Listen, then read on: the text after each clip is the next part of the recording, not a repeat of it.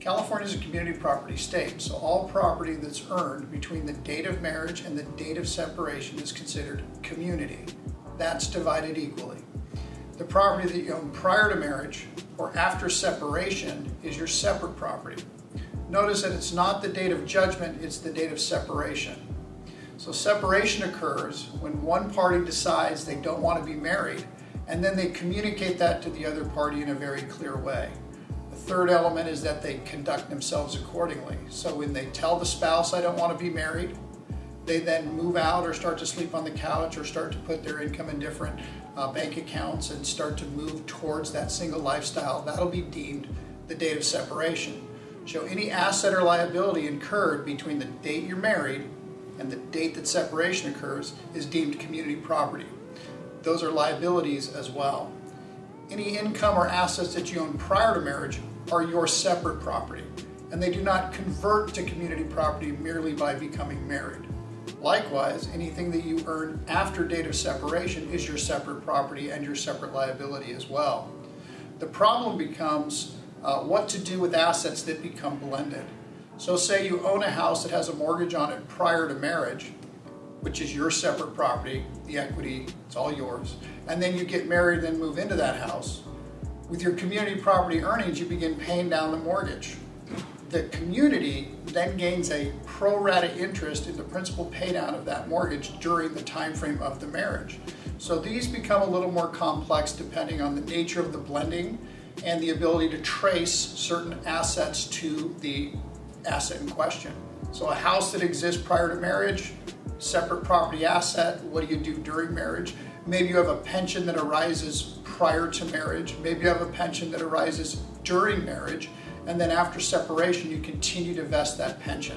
So each one of these assets can have blending issues, and it blends both ways. You can have community interests in separate property. You can have separate property down payments on a house that's purchased during marriage, and there's a rule for that as well. So that separate property will often be traceable back to you and credited to your side of the deal prior to the final division of the asset.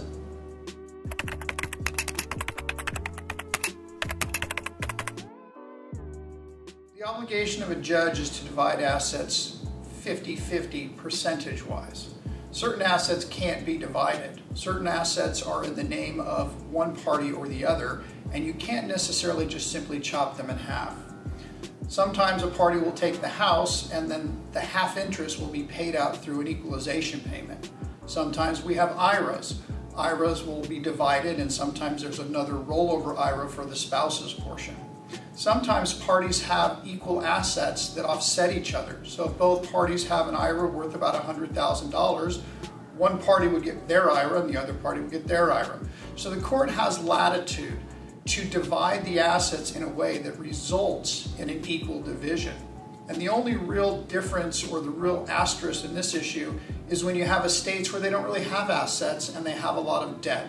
So generally assets and debts are equally divided at the end of the day, but once in a while you have what we call a negative estate, and a negative estate allows a judge to say one side may get a little more of the debt than the other.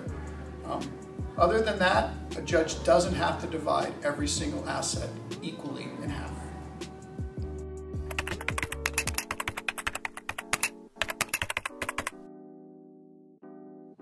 The short answer is no.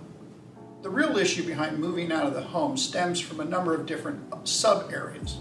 Number one, is custody and visitation an issue in your divorce? If you move out of the home, it may be harder to show that you actually have a relationship with those children. Second thing is if you have evidence in the home.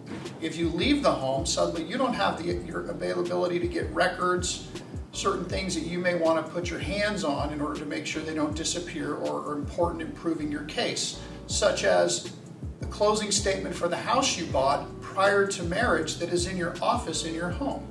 So certain valuable records, you need to make sure you maintain access to those, and leaving the home could jeopardize that. Another issue is evidence or property. In addition to documentary evidence, there's also property in that house. If you leave that house and property disappears, which is actually a fairly common thing that occurs, you really are at a disadvantage on how to do that.